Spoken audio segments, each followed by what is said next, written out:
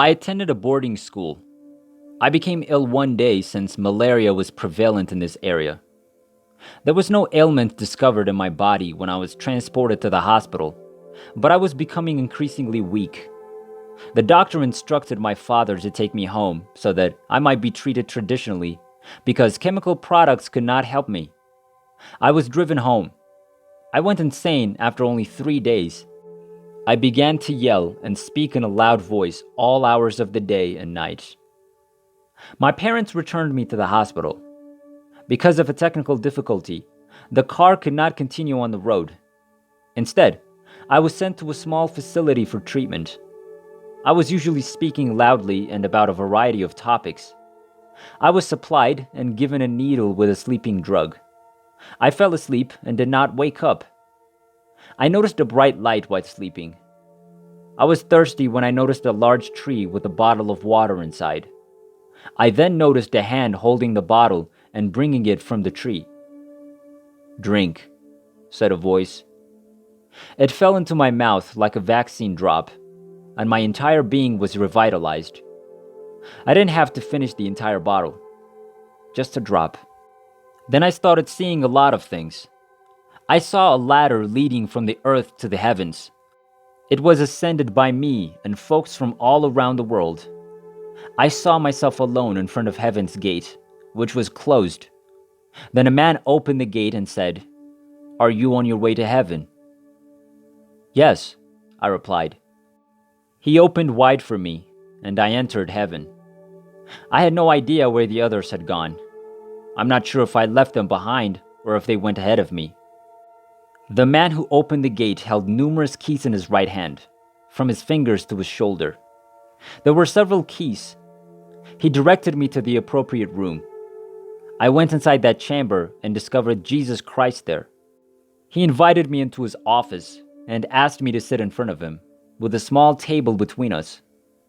Before anything else, he stretched out a file containing some written materials and began reading everything I'd done on earth till the time I ascended to heaven. He then closed the file and said, "Do you agree to having done this while on earth?" I agreed to everything. While reading them, it felt like you were watching a film or doing it live. It cannot be rejected in any way. "I want you to return to earth," he said. "I'd like you to do something. After you accomplish it, you will return to paradise and live here forever." "No, I want to stay here," I responded. "No, just go back," he responded. "No," I answered. "I want to stay here." He spoke calmly and persuaded me to return to earth. Before I departed heaven, I asked him one question, which he answered. I begged him to let me go into the skies, see what was there, and then return to earth. When I entered the sky, the first thing I noticed were angels singing, no taller than the others. They were all the same height. Although there were no musical instruments or drums, their voices were more lively than those of artificial instruments. My instinct was to join them in song, so I took a step forward to join the choir, but a powerful invisible force prevented me from doing so. I cried since I couldn't sing with the angels at the moment. Those who were near the body of the clinic saw tears, but had no idea why.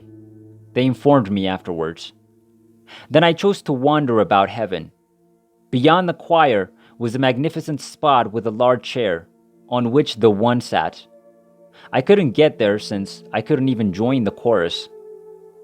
While I was walking through that lovely garden into heaven, Jesus approached me and said, "Don't you remember that you need to go back?" "Yes," I replied. He led me back from the sky to his office, and then to the gate. The man who opened the door for me as I entered wanted to get out of heaven, but he didn't ask me anything at the time. He closed the gate as I walked out, and I began to descend down the ladder.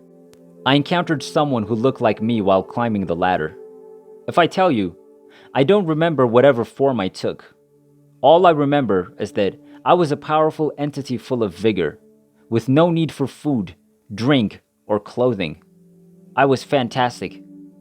The person I met was the one who died a few minutes later. This was confirmed by onlookers in the clinic thereafter. He and I were in the same clinic room. I told him what occurred to me in paradise when he asked. I inquired as to what was going on in the world. He instructed me to open my eyes and look at the earth, where we are. What a filthy and perplexing environment. I was too pure, too heavenly to set foot on earth. While we were talking, I suggested that he go to paradise and see if they would welcome him. I told him I was going down to earth to do something I wouldn't know about until I got back. I kissed him goodbye and stepped back onto earth. I saw my body while descending down around where my body was, merely on a sick bed. Meanwhile, the doctor had determined that I had died the night before at 8 p.m. He stated it was late at night, but when I returned, it was 7 a.m., the next morning. I took a look at myself. I just said something derogatory about it. It's a pointless activity that should not be pursued. This is extremely foolish. I had to enter the body at the time, and I didn't want to because the body was useless. I had no choice but to enter the body. I'm not sure how I got into the dead body, but it was like putting your hand in your pocket. Remember what the doctor said as I entered the body, that I had died. My death was widely publicized in the village. A man had lost his first child, and they were looking for a burial location in the community. As I entered the body, I made a little hand movement to an aunt who came into the clinic, wailing and mourning, hugging my body. She was the one who informed me that I was alive again. Doctors, nurses, and social workers all rushed to the room where I was. Surprisingly, when the doctor examined me, he admitted that I was still alive. He apologized for spreading the rumor of my death previously. But look at me at the time. You could see my bones through a transparent skin. I had no idea how 15 days had passed while I was there. I stayed for a few more days and began eating like a baby. They had to carry me out and bring me back in, as I was only a skeleton. I saw the things while having such visions, such as individuals being slain because they were sinners. I put myself in line to be slain, but someone I don't know told the killers that he knew who I was, so I was saved. However, hundreds of thousands of people died. When I regained normal strength, I sat people around me, especially those who had been slaughtered for their sins. There was a lot of blood everywhere, but they instructed me to shut up since I was like a curse on the calm country. They couldn't believe me when I told them about heaven, but I convinced them that everything they do is counted in heaven, and that this life is only a shadow of the magnificent existence we'll have in eternity. 13 years passed, and I was overcome by a weird fear. What do you want me to do, Lord? I asked the Lord.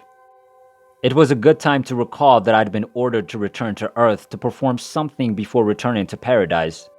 The Lord then summoned me one night to teach the truth, His word, and inform people about the realities of the hereafter. That is exactly what I'm doing today.